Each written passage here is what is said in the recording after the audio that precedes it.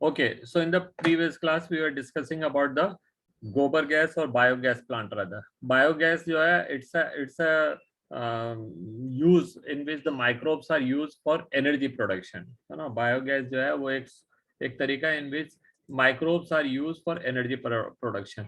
If you are watching news or if you are reading newspaper, you might have even come across that the fuel prices are going high like anything, and there is an alternative arrangement the government is looking for, that is flexi fuel engine. Flexi fuel engine वो engine रहेंगे in which ethanol can be mixed into any proportion in the petrol. ठीक है, अभी हमारे देश में जो है 8% तक इथेनॉल अलाउड है to be mixed with the petrol. आने वाले टाइम में we will have to develop engines in which the ethanol can be mixed at any proportion. So at times you may have to run your vehicle only on ethanol, or at times you may have to run your vehicle at 50%, 20%, whatever proportion. So engine ऐसे बनाया जाएगा कि आप उसको ethanol पे चला लो, आप इसको पेट्रोल पे चला लो, या आप उसके मिक्सचर किसी भी proportion में चला लो. So that was one of the use of microbe towards the energy crisis. ठीक है. Now the another use is this क्या कहते हैं, biogas or gobar gas or whatever you want to put it in the way. तो gobar gas actually हमने gobar gas क्यों कह रहे हैं, because it is mainly the ruminant animals. In their rumen the methanogens are already present, and when these are collected and they are put into a closed chamber, then the decomposition of the cellulose, that results the formation of methane up to 75%, and that is a good source. So in the previous class I also gave you a comparison between the cow dung which are using by the farmers or the villagers, and in place of if the cow dung cake if we use biogas. तो biogas के लिए अपने पढ़ा था, that is कई सारे फायदे हैं, है ना. पहली बात तो weather like this we have always a problem of keeping those cow dung cake dry, जबकि no such problem is there with the biogas. Biogas is always available in the closed container, and there is no problem of getting wet or dry or whatever it is. ठीक है. And it is a clean fuel. It is not leaving any residue. No smoke is produced. No blackening of vessels. It is high ignition point, है ना. Instantly it burns lights, है ना. और calorific value उसकी करीब 75 kilo joule पर नहीं 56 kilo joule पर gram hai, that is very high, and it has got multiple use. That is, you can use it as a cooking gas, or you can run your pump set or generator, etc., or light. It can be used for lighting at the house and all. So there are multiple use, and most importantly, after the formation of gobar gas, the remaining slurry or sludge, whatever is left, that can be used as a manure, which is still having all the important minerals, plus it is having a water holding capacity, so it increases the fertility of the soil and the quality of the soil and all. So that is how the farmer will get double benefit, whereas in the olden time when they were using the cow dung cake, or rather now also conventionally they are using the cow dung cake. So when they use cow dung cake, then it is burnt with the smoke, causes blackening, less energy is produced, and a lot of residue is left behind, and the ashes which left out, disposal of ashes is also a problem. You can use it in the field, but it will not be as good in productivity as good as the biogas. So there are a number of advantages, and that is why khadi ग्रामोद्योग संख्या है वो will khadi and village commission जो है, that and Indian Agriculture Research Institute, they have worked together, and they have developed better models of a biogas plant. They were even giving subsidy. I am not very much sure whether the subsidy is still available, but the know-how, technology, and other technical help they are ready to provide at any part of the country. Okay, so this much we are done. Today we are going to start the next topic, that is microbes, क्या कहते हैं, pest control. How can we use microbe for the pest control? We know there are variety of pests which are there, which are infesting our field, our crop, and they are lowering our productivity. Now, the most common method of pest control is use of pesticides, which are available in the form of inorganic chemicals, which may be which are generally poisons. Okay? So when the pesticides are used by the farmer, there are several disadvantage. If I just summarize the disadvantages of pesticide, I can just write here, so you can compare it with the advantage of biocontrol methods. Okay? Just for a comparison. Okay.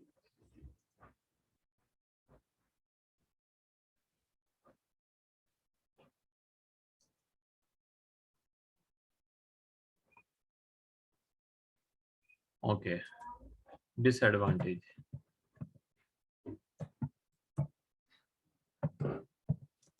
of chemical pesticide.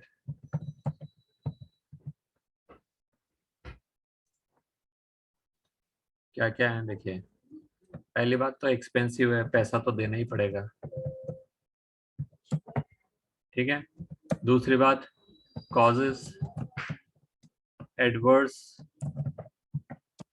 effect on soil productivity or soil fertility.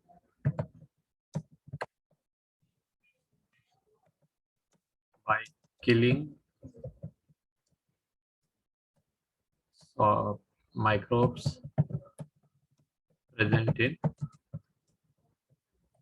soil. Mein there are number of microbes which are actually converting the organic substance into inorganic substance and increasing the fertility of the soil. So when these pesticide will fall on soil, ultimately they will fall on soil, whether with rainwater or whether when the plants are put down or whether when the farmer is spraying some of the pesticide will definitely fall on the soil.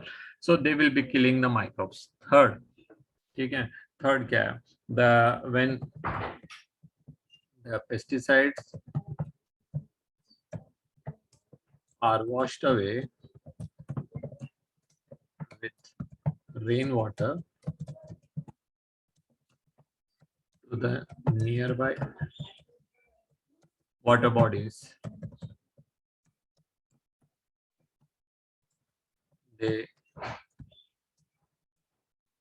initiate biomagnification. Now you all know what is biomagnification. In previous class, I had given you one of the ideas that Yes, sir. I had shown that how DDT, what DDT का example दिया, why DDT, because that was the most common pesticide used at that time. ठीक है, so वो वहां से लेकर के आए अपन. इसके अलावा it kills a variety of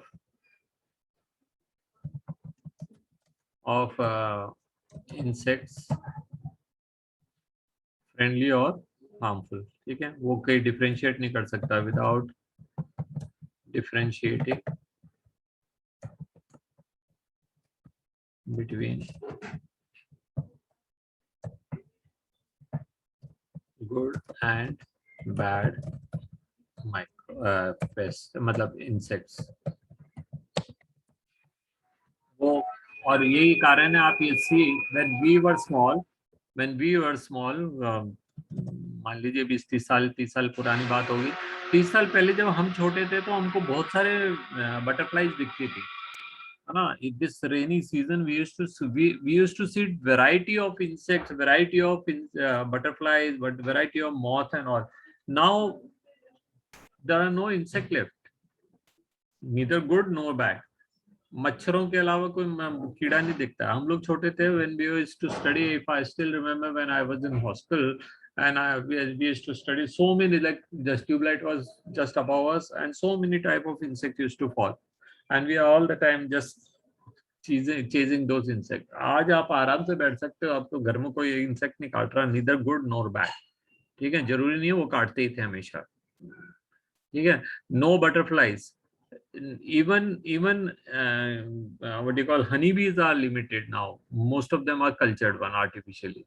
तो वो बचे नहीं है, कहाँ गए वो सारे? Because of the non-judicious use of the pesticide, they all have been killed. So it is ultimately affecting the food chain, and it is causing number of, like there are a number of them were which were very useful to us. They all have been even killed. एक minute.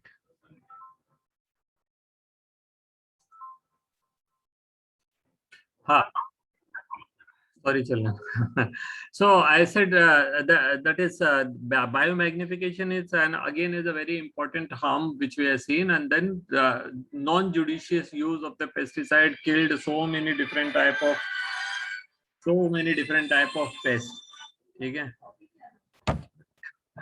तो that is again a very harmful effect. उसके अलावा तो ये expensive तो है ही, है ना? Now if not properly used,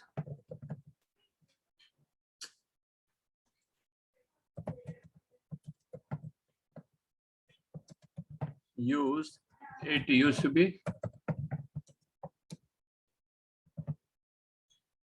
harmful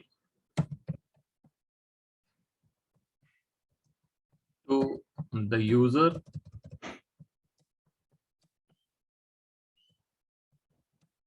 को, plants and soil, some soil and environment सारे लिए.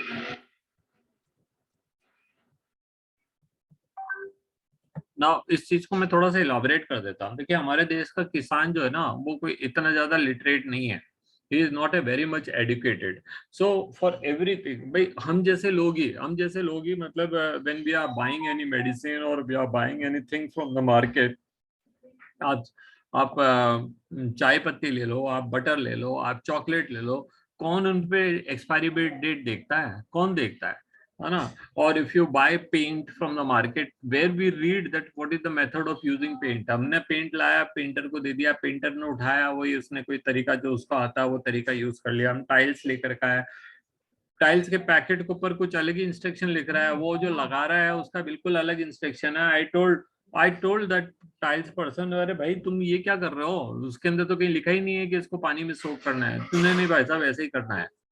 ठीक है? So the farmer will also not look. ठीक है? He will also not follow any instruction, he will be simply going through his own this.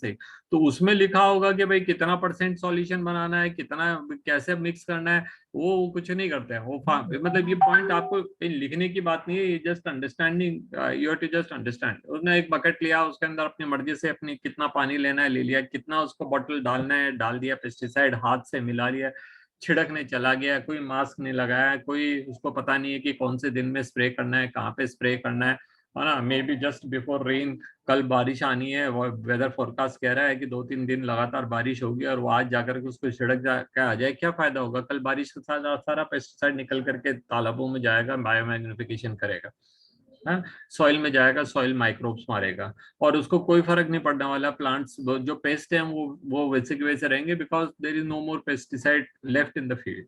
ठीक है? तो ये सारी चीजें उसको सोचना चाहिए, ये सारी चीजें देखना चाहिए. एंड टेक्नोलॉजीज आर अवेलेबल, ऐसा नहीं है that the technology is available, information is available, weather forecast is available, सब मालूम है कि हवा चल रही है तो किस तरफ चल रही है, उसको उससे बचने के लिए हमको क्या करना है, मास्क लगाना है तो कैसा वाला लगाना है, क्या करना है क्या नहीं करना, all this information are available, but the farmer is just ignorant. He is just ignorant.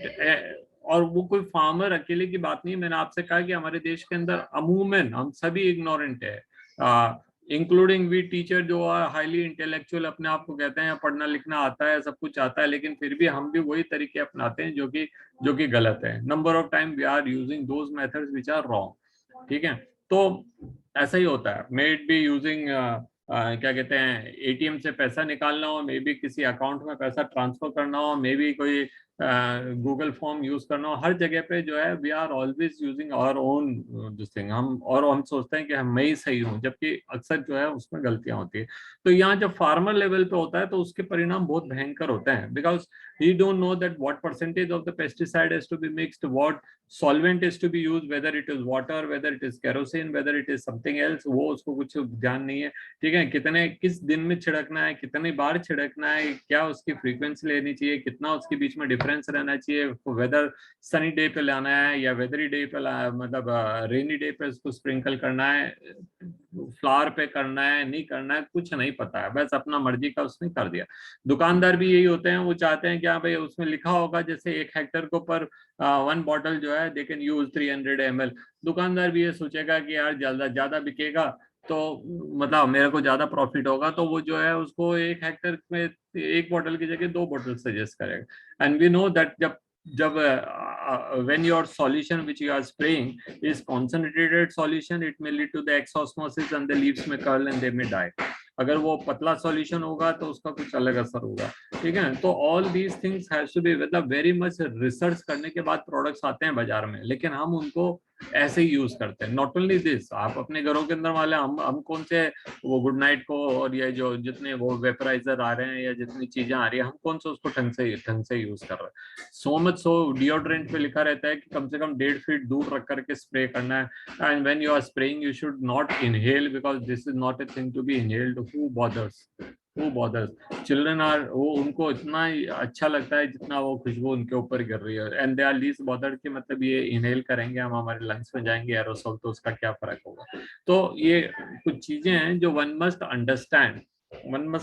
हालांकि these are not things which we can write in the examination, ठीक है। बट ये तो इसके बदले में जो माइक्रोब्स है उसके क्या बेनिफिट है। माइक्रोब्स के बहुत सारे फायदे हो गए। पहली बात तो माइक्रोब जो यहाँ पे लिखा वो एक्सपेंसिव है, अगर केमिकल पेस्टिसाइड तो ये फ्री में मिल रहे हैं। माइक्रोब्स के लिए आपको कौन सा पैसा लगाना पड़ रहा है, और अगर हम लगाएंगे भी तब भी तो बहुत ही।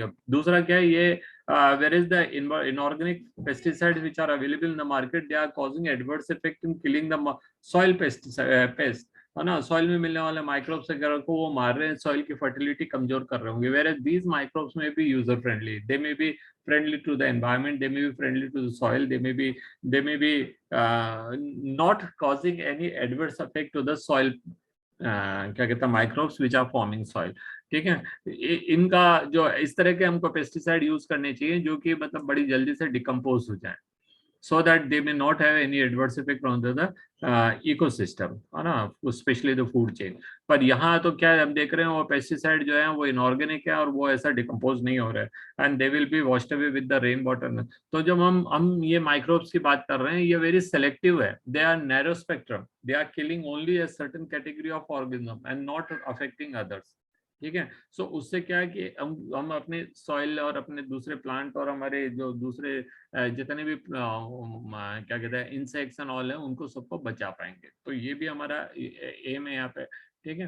तो यहाँ ये हो गया। एंड देन यूज भी जो है उसका बहुत ही बड़ा इजी यूज रहेगा, है ना। जैसे अगर हम ग्रीन मैन्योर यूज कर रहे हैं और हम वर्मी कंपोस्ट यूज कर रहे हैं, और वेदर या using such type of thing, ये माइक्रोब्स के साथ मतलब पेस्टिसाइड्स के साथ में फर्टिलाइजर भी पता है, बायो फर्टिलाइजर, क्योंकि वो नेक्स्ट टॉपिक वही है, ठीक है। और बायो पेस्टिसाइड्स के अंदर क्या, we are using certain type of what you call insects, है ना, जैसे ड्रैगन फ्लाई को हम यूज कर रहे हैं, तो उससे किसको क्या नुकसान होना है, ठीक है। तो यहाँ देखते हैं कि bio control refer to the use of biological method of controlling plant diseases and pest in modern society. These problems have been tackled increasingly by use of chemicals. आज की तारीख में हम क्या हर चीज के लिए अपना इलाज क्या है, केमिकल। घर पे कोई भी बोले अरे यहाँ चींटियां बहुत होगी, हिट मार दो, और मच्छर ज्यादा हो गया है, अरे गुड नाइट लगा दो, है ना।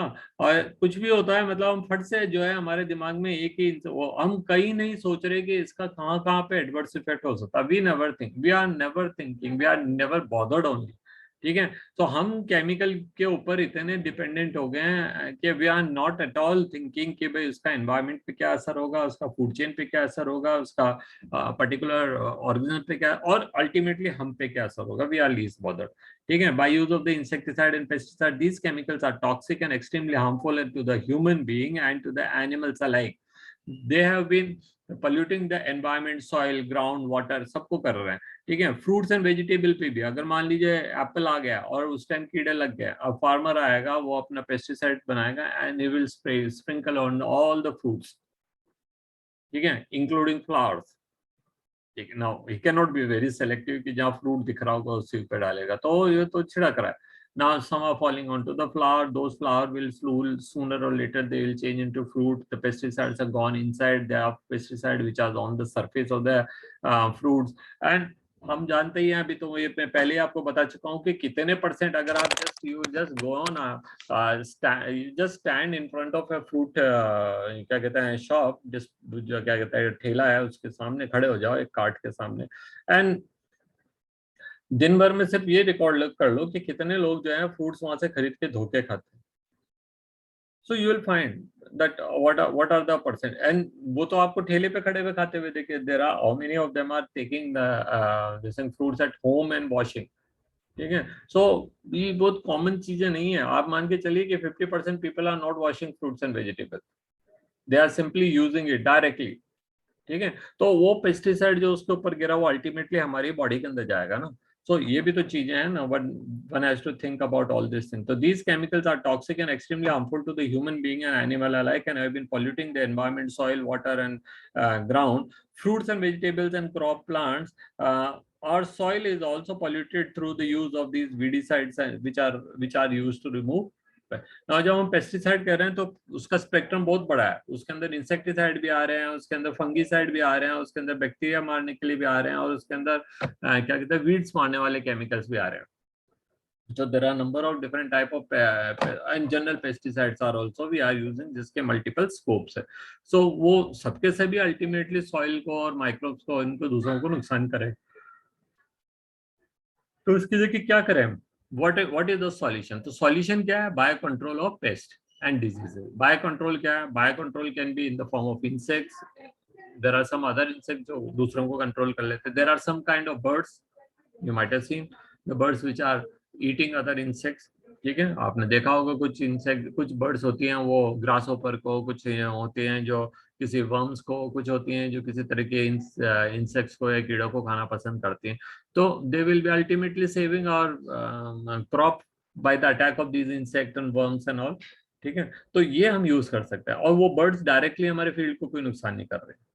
अच्छा, बर्ड्स कभी भी पॉल्यूशन पेस्ट को पूरी तरह से खत्म नहीं करेगी. They are not eradicating the pest. ये चीज आपको अच्छे से समझ लेना है. हमारा एम जो है यहाँ पे वो इरेडिकेशन ऑफ पेस्ट नहीं है. हम टोटली पेस्ट को जिंदगी से खत्म नहीं करना चाहते, बट हम उनके नंबर को मैनेजेबल लेवल पे लेना चाहते हैं. तो उसके लिए एक नया टर्म हम यहाँ पढ़ेंगे, उसको हम कहेंगे क्या कहते हैं पेस्टिसाइड के लिए यहाँ पे दे रखा है. देखिए यार एकदम दिमाग से निकल जाता कुछ चीज. IPM कहाँ है? IPM नहीं देख रहा था. The term is IPM. IPM कहता है that is integrated pest management. कि आप किस तरह से मतलब पेस्ट को मैनेज कर पाएंगे. आपको खत्म नहीं करना उसको, बल्कि उसको मैनेज करना. उनके नंबर को इतना ले रहता है कि वो हमको नुकसान नहीं कर रहा. ठीक है, देखते हैं. Bio control in the pest and disease. In agriculture there are methods controlling pest and relies on the natural pesticides. Relies on natural predation rather than introduction or introduced chemicals. हम किसके ऊपर क्या चीज देख रहे हैं यहाँ पे? प्रिडेशन देख रहे हैं. प्रिडेशन क्या है? कोई किसी को खा जाए, खत्म कर दे, अटैक कर दे उसको, उसके नंबर खत्म. तो a key belief that organic farmer of the organic farmer in the biodiversity furthers health. तो की बिलीव क्या है यहाँ पे कि बायोडाइवर्सिटी जितना अच्छा रहेगा हेल्थ उतनी अच्छी रहेगी. Biodiversity furthers health. ठीक है, they help sir they move sorry the more the variety and landscape has more sustainabilities. If in a particular area there are 100 varieties of plants, so even if 5 variety of plants are totally